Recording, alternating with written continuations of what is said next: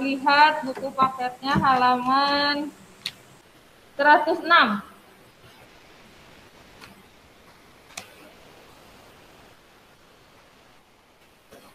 Halaman 106, dilihat buku paketnya. Bimo, bukunya mana, ada? Semua sudah dibuka buku paketnya.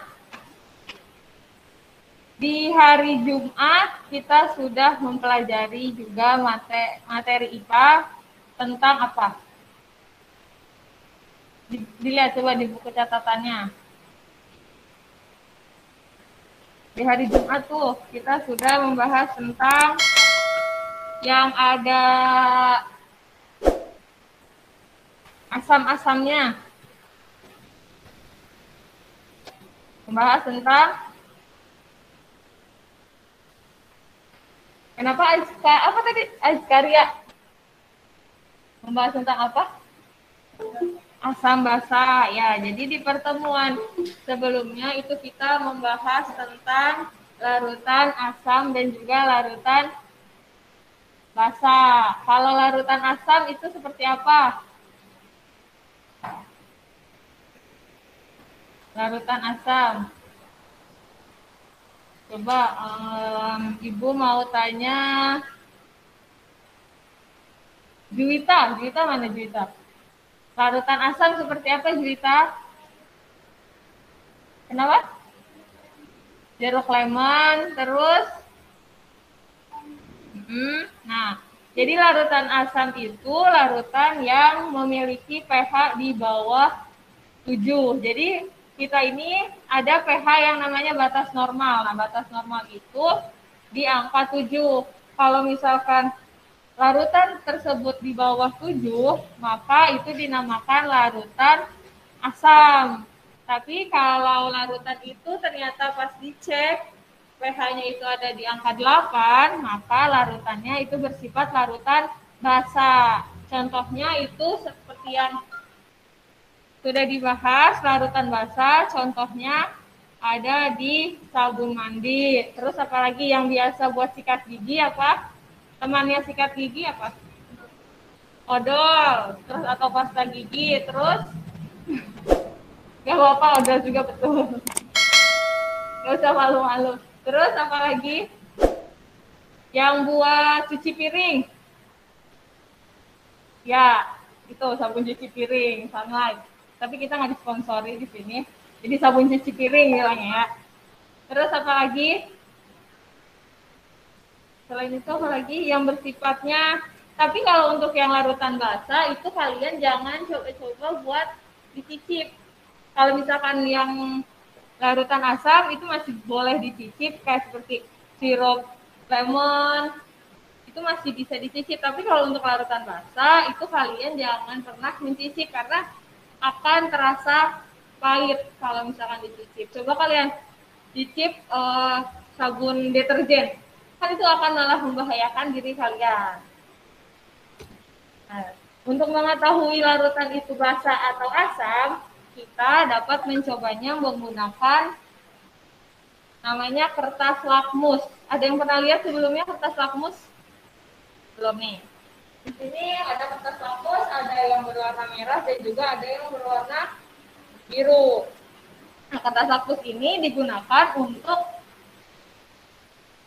menguji apakah larutan itu termasuk asam atau basa. Caranya, kita teteskan, nih kalian lihat yang gambar ini, kita teteskan ke dalam larutan. Jadi ketika larutan itu berwarna, kertasnya ini kan tadinya merah.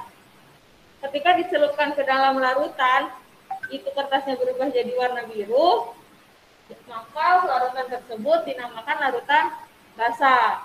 Tapi kalau kertas yang lakmus warna biru itu diteteskan ke larutan yang bersifat asam, maka akan berubah warnanya, tadinya biru berubah jadi merah. Tapi kalau yang kertas merah dicelupkan ke yang asam, itu akan tetap merah.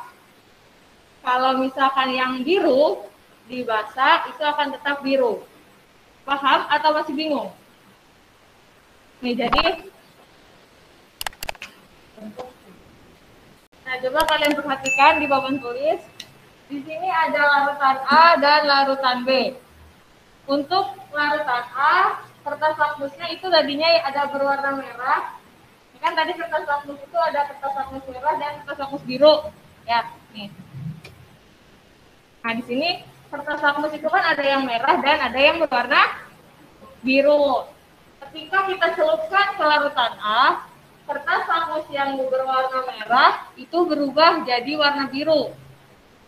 Terus kertas lakmus yang berwarna biru itu tetap menjadi warnanya warna biru.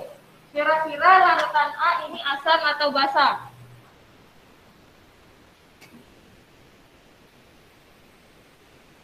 Nih, sedangkan di sini kita dilihat dulu materinya.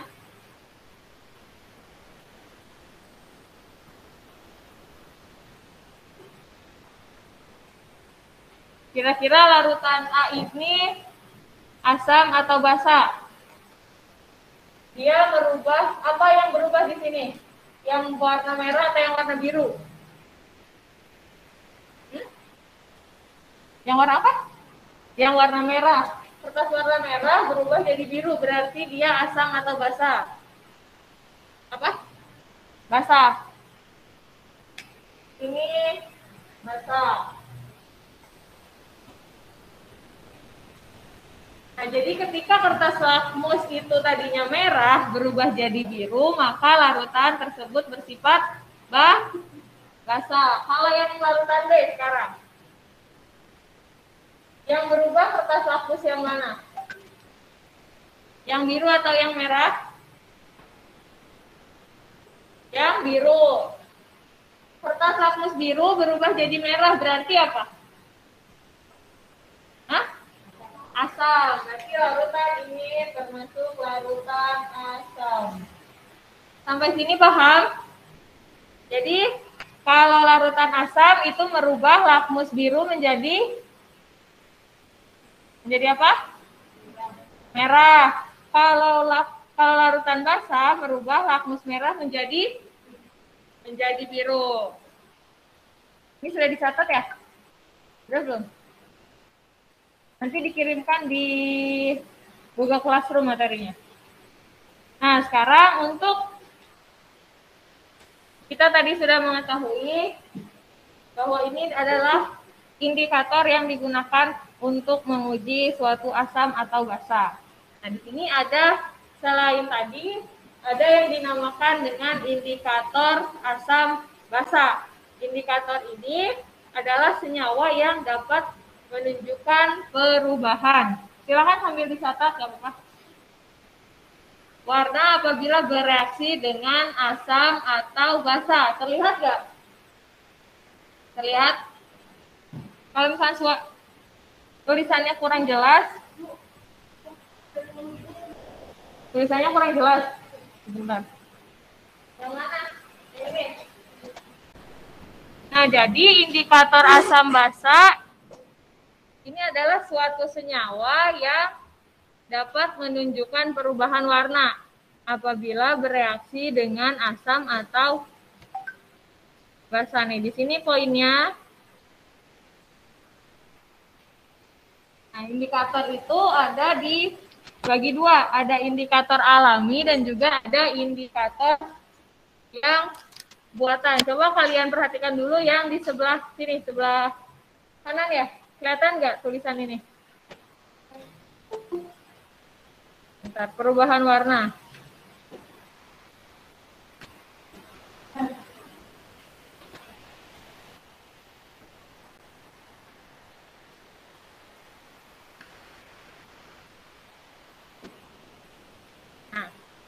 Di sini ada contoh dari perubahan warna di indikator alami.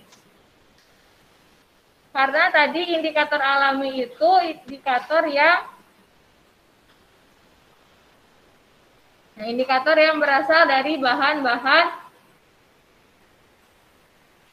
alami, di mana cara memperolehnya dengan mengekstrak bahan-bahan tersebut. Contohnya itu ada kunyit, ada bunga mawar, lalu ada kubis ungu, kubis merah, dan juga bunga kembang batu. Nah, di sini Contoh beberapa indikator alami. Ada kunyit. Pernah lihat kunyit? Ada yang belum pernah lihat kunyit sebelumnya? Udah ya semua?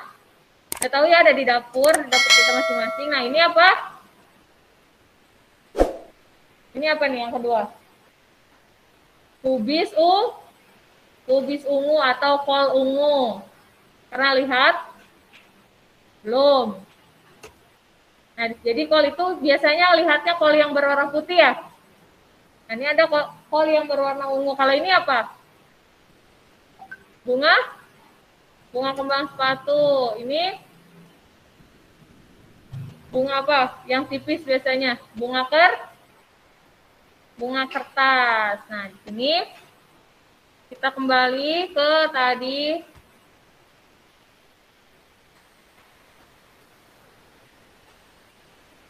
Nah, untuk perubahan di indikator alami, maka ketika kita meneteskan itu akan merubah warnanya. Nah, coba lihat di sini, di ekstrak tanaman kubis merah. Yang ini kelihatan? Kalau gini kelihatan nggak? Kurang? Kurang ya? Mending kayak tadi. Seperti ini. Jelas? Yang di belakang jelas? Nah, di sini ekstrak tanamannya kubis merah. Yang tadi itu warna aslinya dia ungu atau merah lembayung. Nah, ini warna asli dari kubis merah itu adalah warnanya ungu. Ketika kita teteskan larutan asam, maka kubis itu berubah warna menjadi warna merah muda. Nah, jadi ketika kubis ungunya ini berubah warna menjadi merah muda, maka dia termasuk ke dalam larutan tersebut adalah larutan asam. Nah, untuk ketika dia berubah warnanya jadi hijau, maka kubis itu berarti diteteskan oleh larutan basa.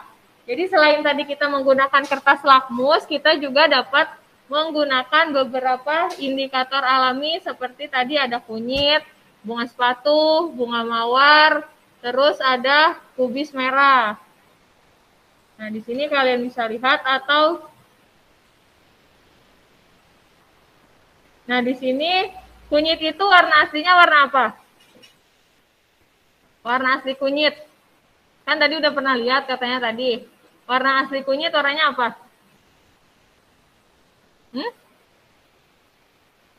Apa? Warna asli warna kunyit. Apa? Orange atau enggak? Nah, warna asli kunyit itu kan dia warnanya orange. Tapi ketika diteteskan larutan asam, dia berubah warnanya menjadi warna kuning. Nah, maka larutan tersebut adalah larutan asam. Nah, sedangkan kalau misalkan diteteskan ke dalam larutan basa, maka dia berubah warnanya menjadi warna merah.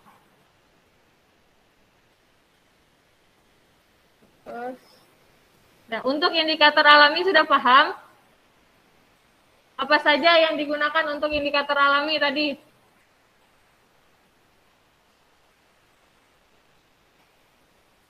Ayo satu orang silahkan menjawab. Atau semuanya mau menjawab boleh. Indikator alami tadi apa saja? Bahan-bahannya. Bahan indikator alami apa? Yang biasa ada di dapur tadi yang berwarna orange. Kunyit, terus bunga mawar, terus kubis merah, kubis ungu, terus bunga kembang sepatu. Nah, sekarang indikator buatan. Indikator buatan tadi kita sudah membahas itu menggunakan kertas lakmus merah dan kertas lakmus warna biru. Nah, di sini ada rentan dari pH. Kalau pH itu di atas angka 7, maka dia termasuk ke dalam basa. Tapi kalau pH-nya ini angkanya di angka 7, maka termasuk ke dalam pH yang netral. Kalau di bawah angka 7, maka dia berubah warnanya menjadi larutan tersebut termasuk ke dalam larutan asam. Bisa dibedakan indikator alami dan juga indikator buatan. Indikator buatan kita bisa menguji larutan asam dan basa itu menggunakan apa saja?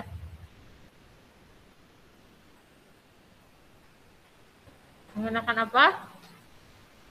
Yang tadi ini yang berubah warna menggunakan apa? Namanya kertas apa? Kertas lakmus, betul. Nah, sekarang kita masuk ke, coba lihat di gambar yang ada di slide. Lihat di gambar yang pertama, ada perbedaan. Ada. Yang sebelah kanan itu besinya masih utuh. Nah, kalau yang sebelah kirinya, dia sudah apa? Kenapa? Berkarat. Jadi, kalau misalkan dia lama-kelamaan akan berkarat. Terus yang ini, gambar yang kedua ini gambar apa?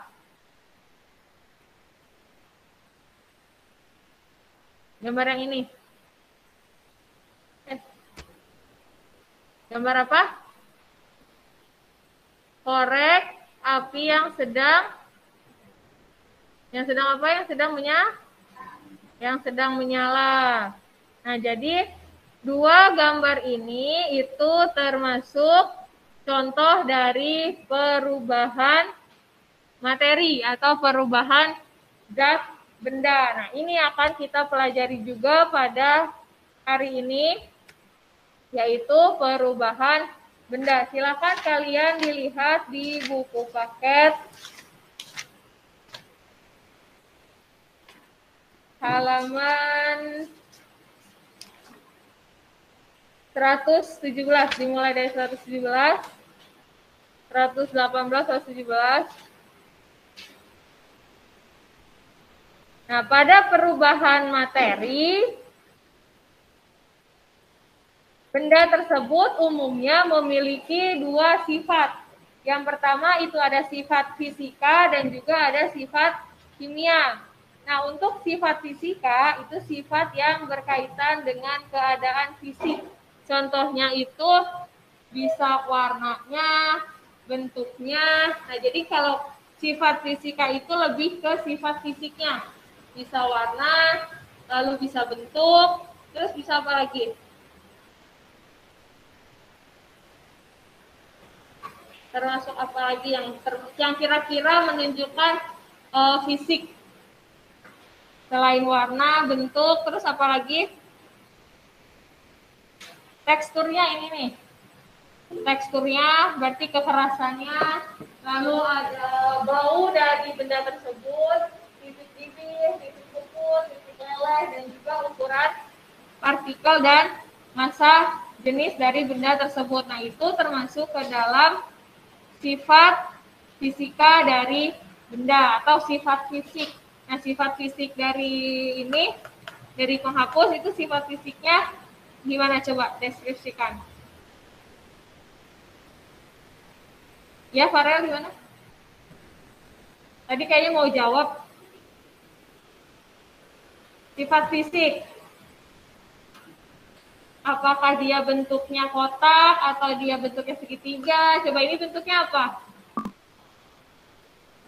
Persegi panjang. Nah, itu berarti menunjukkan sifat fisik benda. Terus apa lagi? Warnanya? Warnanya warna apa?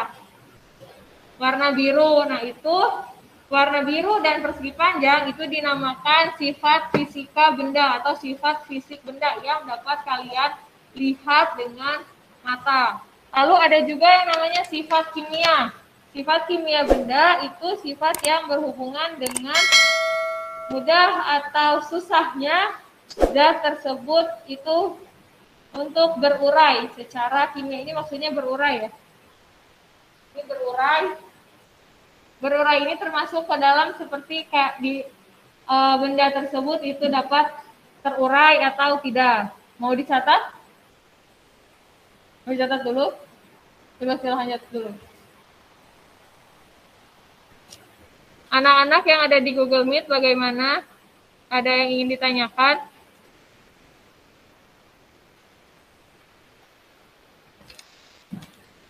Jelas ya suaranya ya?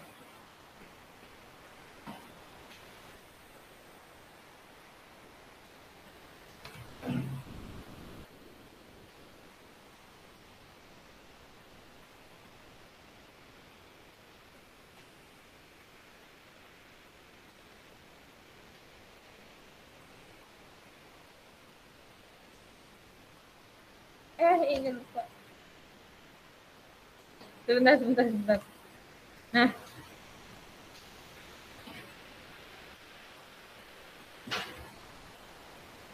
sifat fisika itu sifat yang ada di fisik benda, lalu sifat kimianya sifat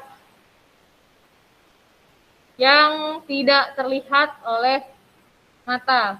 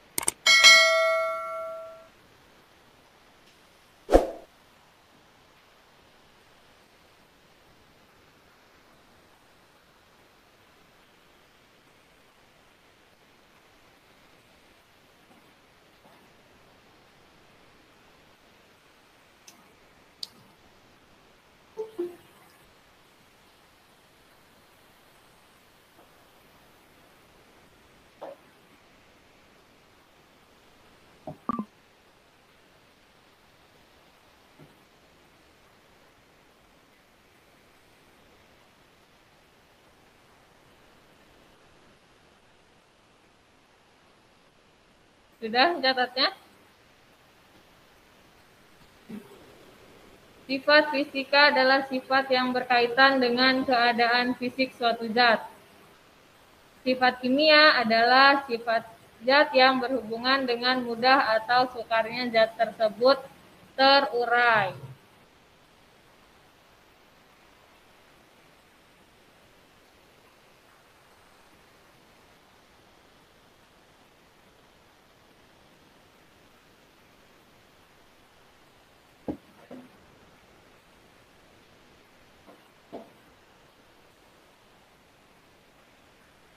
Ya, kita lanjutkan dulu ya. Nanti materi lengkapnya ada di Google Classroom, kalian boleh lihat di sana. Nah, coba sekarang perhatikan dua gambar berikut. Ada gambar kertas yang disobek-sobek dan ada kertas yang dibakar. Silakan kalian sebutkan perbedaan dari dua gambar tersebut.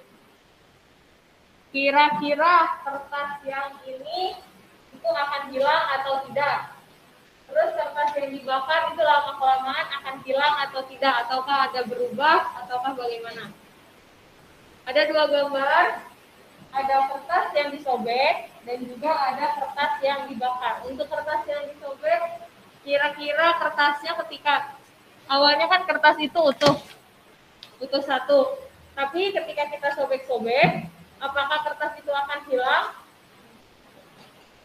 Tidak akan hilang. Tapi ketika kertas ini ibu bakar, kira-kira lama-kelamaan akan bagaimana? Akan hilang. Nah, dari pernyataan tersebut kita dapat simpulkan bahwa kertas yang disobek itu merupakan contoh dari perubahan fisika. Nah, untuk kertas yang dibakar berarti perubahan apa? Untuk kertas yang dibakar itu merupakan contoh perubahan kimia. Kenapa? Karena ketika kita memotong-motong kertas, itu tidak memunculkan atau tidak menimbulkan zat baru. Tetapi ketika ibu membakar kertas ini, maka akan menimbulkan zat baru. Contohnya itu menjadi kertasnya habis menjadi abu. Nah, itu dari kertas dia berubah menjadi abu. Maka itu termasuk ke dalam perubahan kimia karena dia menimbulkan zat yang baru.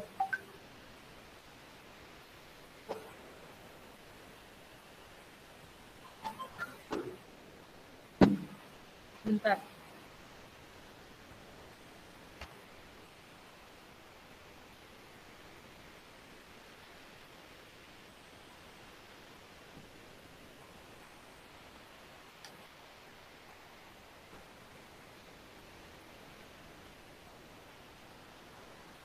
Nah, kita lanjutkan. Nah, pada hasil dari pengamatan tadi, yang pertama tidak menghasilkan zat baru. Jadi walaupun dia kertasnya kita sobek-sobek, kertasnya itu kita sobek-sobek kecil-kecil, dia tidak menghasilkan zat baru. Dia tetap menjadi kertas. Sama halnya seperti es batu. Tahu es batu? Ketika es batu itu dia mencair, itu kira-kira menurut kalian berubah menjadi zat baru atau dia tetap air? Tetap air, betul. Jadi es batu itu merupakan perubahan fisika karena dia tidak menimbulkan zat yang baru. Kalau di perubahan kimia itu ketika kita membakar kertas, itu tadinya kertas utuh, terus kita bakar akan berubah menjadi abu. Nah, perbedaannya di situ ya. Untuk perubahan fisika dia tetap tidak menimbulkan zat yang baru, tapi kalau misalkan di kimia itu menimbulkan zat yang baru. Contohnya ketika kita membakar sampah. Ketika membakar sampah itu termasuk perubahan kimia atau fisika? Kalian membakar kayu nih, misalkan kayu, terus kayu tersebut kalau dibakar lama-kelamaan akan tetap kayu atau dia menjadi arang. Menjadi arang. Nah, berarti ketika tadinya kayu dia berubah menjadi arang, apakah ada perubahan benda baru? Menghasilkan zat baru, termasuk ke dalam tadi apa? Perubahan kimia, betul. Jadi clue-nya diingat-ingat bahwa perubahan fisika itu tidak menghasilkan zat baru. Kalau perubahan kimia berarti menghasilkan zat baru. Contoh lain, pernah mendengar tape? Tape singkong pernah? Pernah mendengar tape singkong atau pernah memakan tape singkong? Tadinya dia bentuknya singkong, berubah diolah menjadi tape, itu termasuk ke dalam perubahan kimia karena adanya molekul kimia yang berbeda dari tadinya singkong utuh, dia difermentasi ditambahkan dengan kimia, maka ada perubahan kimia. Nah, di sini perubahan fisika adalah perubahan zat yang tidak disertai dengan terbentuknya zat baru, seperti yang tadi sudah kita contohkan. Selain tidak terbentuknya zat baru, juga komposisi zat tidak berubah. Silakan kalian mau dicatat dulu. Tulisannya supaya gampang diingat, perubahan fisika itu perubahan yang tidak disertai terbentuknya zat baru. Kalau kimia berarti terbentuknya zat baru.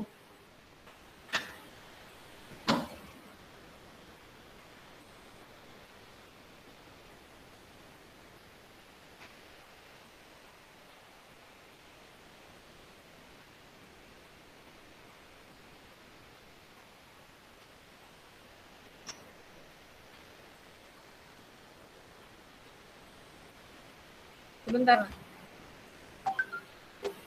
Bentar.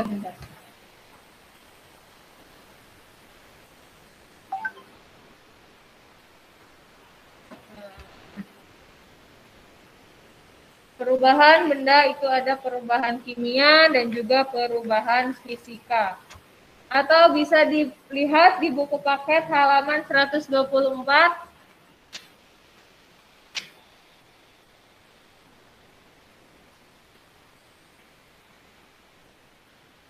Di halaman 124 itu ada perubahan fisika dan di halaman 125 ada perubahan kimia.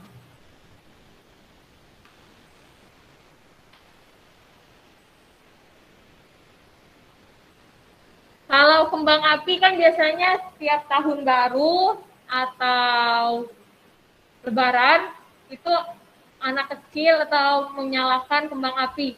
Nah, kira-kira menurut kalian kembang api ini termasuk perubahan kimia atau perubahan fisika ya? Tadinya kembang api utuh, terus kita nyalakan, kira-kira perubahan kimia atau perubahan fisika? Perubahan apa, Farel? Perubahan kimia, betul. Karena dia menghasilkan zat baru. Zat barunya itu berarti abu.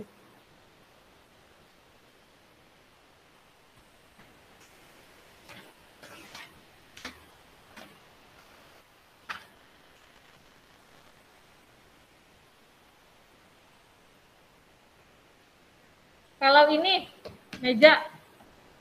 Meja ini tadinya kayu biasa, terus berubah jadi meja. Kira-kira perubahan kimia atau perubahan fisika? Perubahan apa? Tadinya kayu lembaran, terus kita ubah menjadi meja atau menjadi kursi. Betul, perubahan fisika.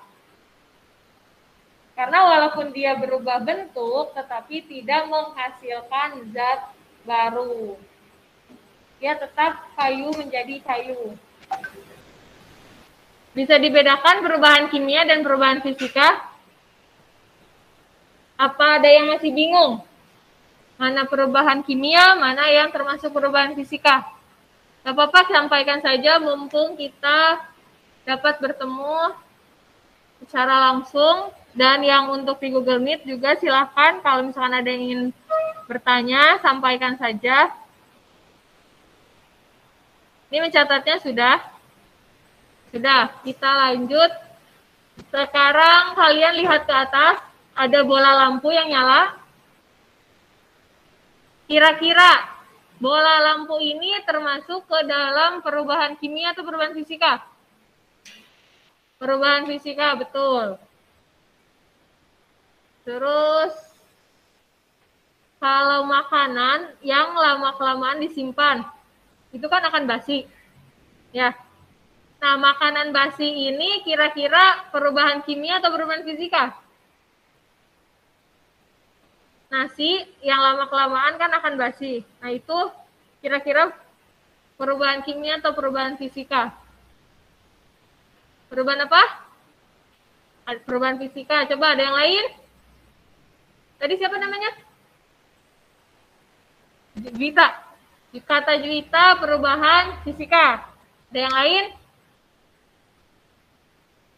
Atau sama pendapatnya dengan Juwita, nasi yang basi atau makanan yang basi itu termasuk ke dalam perubahan fisika. Atau ada yang pendapat lain, Bimo? Menurut Bimo apa? Perubahan kimia. Nah, menurut Juwita itu perubahan fisika, menurut Bimo perubahan kimia. Ada yang lain? Ada yang setuju dengan Juwita? Atau setuju dengan Bimo? Atau punya pendapat yang lain? Siapa yang setuju dengan Juwita? Angkat tangannya. Gak ada yang setuju sama Juwita nih. Kalau yang setuju dengan Bimo? Kalau yang lain bagaimana? Setujunya sama siapa? Perubahan fisika atau kimia?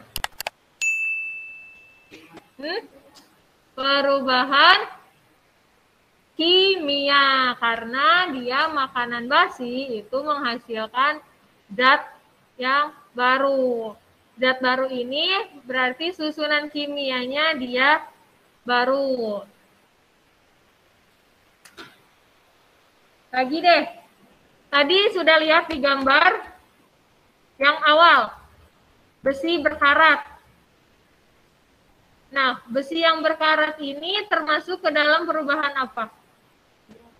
Perubahan kimia. Kalau yang korek api terbakar, perubahan kimia juga. Terus apa lagi ya?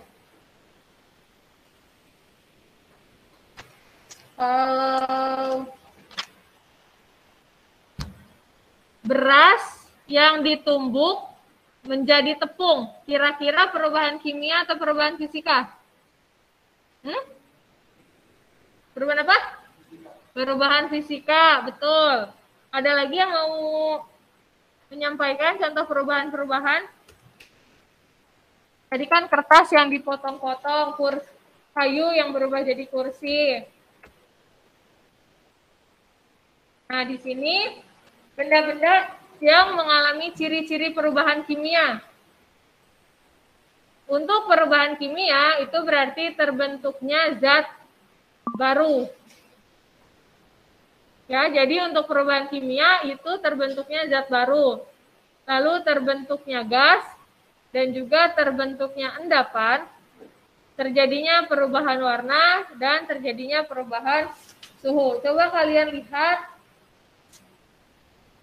di buku paket halaman 125.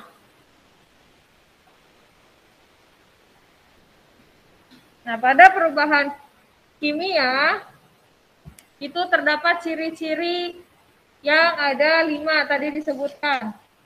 Nah, ada di 126 itu ada pembentukan gas, pembentukan endapan, perubahan warna. Nah, untuk perubahan warna ini semua yang tadi pembentukan gas, pembentukan endapan, pembentukan perubahan warna, perubahan suhu itu difaktorkan karena adanya perubahan dari zat kimia. Nah, ini silakan dicatat.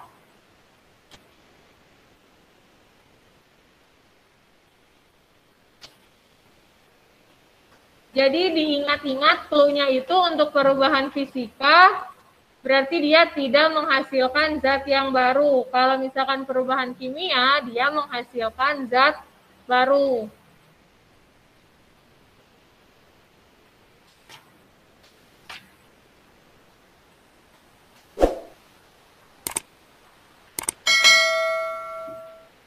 Ada lagi contohnya susu berubah menjadi keju. Itu karena dia menghasilkan zat baru, maka susu menjadi keju termasuk ke dalam perubahan kimia.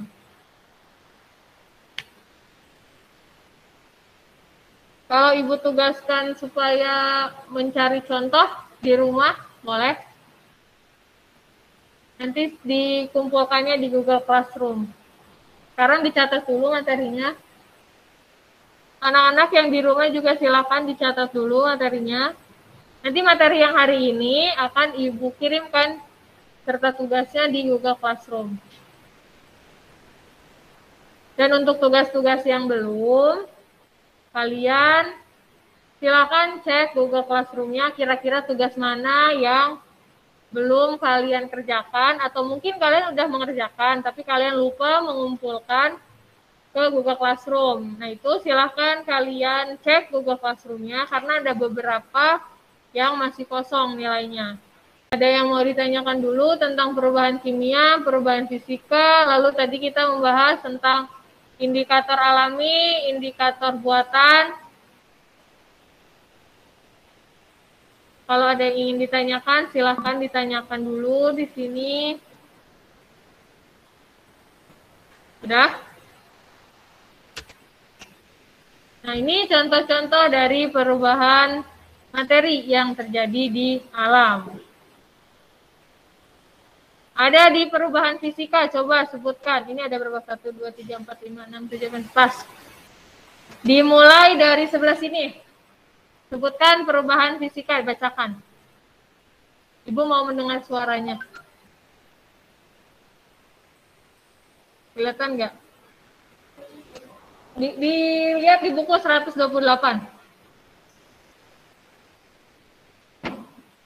Dimulai dari siapa namanya? Hah? Azahra. Ya, dimulai dari Azahra, silakan. Perubahan fisika. Beras diubah menjadi tepung beras. Yang kedua berarti ini kosong. Bimo. Kayu diubah menjadi kursi, terus apa ya namanya? Lanjut ke bentar, lupa nama. Anom. Ya, derajat anom ya namanya. No, yang ketiga. Gula dilarutkan ke dalam air. Sampingnya Farel.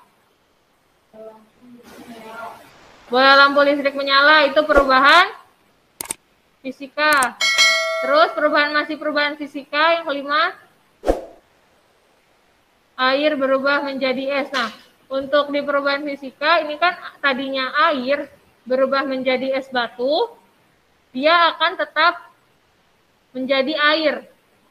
Tidak menimbulkan zat baru, walaupun dia bentuknya berubah, tetapi tidak menghasilkan zat baru, hanya bentuknya saja yang berubah. Tadinya air yang ada airnya itu cair, berubah menjadi es batu. Itu bukan menghasilkan zat yang baru, tetapi dia hanya berubah bentuk. Zatnya itu tetap, zatnya itu adalah air. Sama seperti tadinya dia es batu, ketika kita cairkan, maka itu termasuk perubahan fisika. Walaupun dia tadinya padat, berubah menjadi cair, itu tidak menghasilkan zat baru. Zatnya itu tetap air atau O2O. Nah, sama juga ketika kita memanaskan air. Air yang mendidih itu juga termasuk perubahan fisika. Walaupun dia ada embun yang keluar, itu termasuk ke dalam perubahan fisika. Kita lanjut ke perubahan kimia. Yang pertama, silakan. Namanya siapa? Silakan. Singkong menjadi tapai. Terus, Juwita, pembakaran kayu. Selanjutnya, makanan basi. Susu diubah menjadi keju. Dan yang terakhir, perkaratan besi. Nah, itu ada 5 contoh perubahan fisika dan 5 contoh perubahan kimia. Sisanya kalian silakan mencari di rumah contoh dari perubahan fisika dan juga perubahan kimia. Kalian cari boleh dari buku, boleh dari internet. Kalian kerjakan, ada di sini 5. Diusahakan beda dari yang contoh ini. Kalau misalkan 1 atau 2 contoh dari sini boleh nggak? Boleh, tapi jangan semua kalian tulis lagi dari perubahan fisika yang ini. Kalian tulis lagi karena masih banyak contoh-contoh. Kalian boleh mencari di buku atau sumbernya dari internet. Nah, di sini ada contoh. Ini untuk tugas, kalian nanti kumpulkan di Google Classroom. Sebelum kita akhiri materi kali ini, ada yang ingin ditanyakan dulu? Gak ada? Udah jelas semuanya? Nah, kalau sudah jelas, berarti kita membuat kesimpulan sama-sama. Hari ini apa yang kita pelajari dari awal tadi, dari mulai jam 8 sampai sekarang jam 9. Yang sudah kita bahas itu materi tentang apa saja.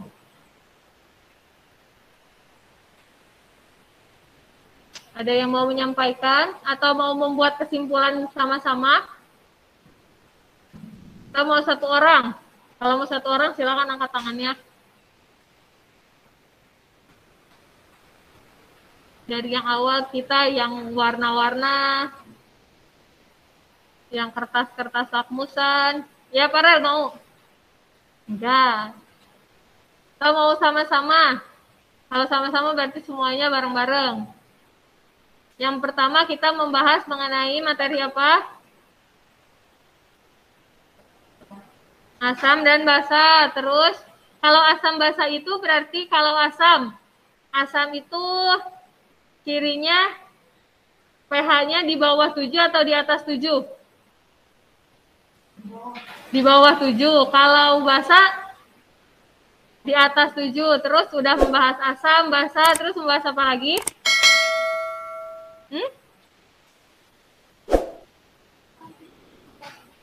Sifat-sifat zat. Terus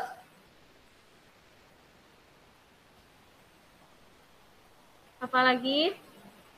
Yang tadi kunyit, kol ungu itu apa?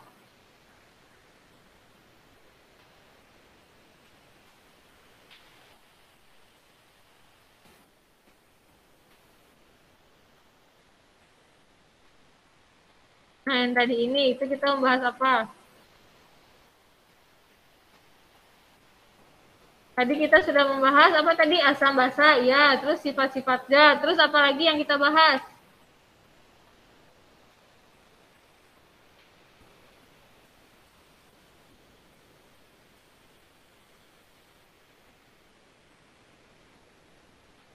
Apalagi? Kare sudah bicara, Fasikina sudah, yang lainnya?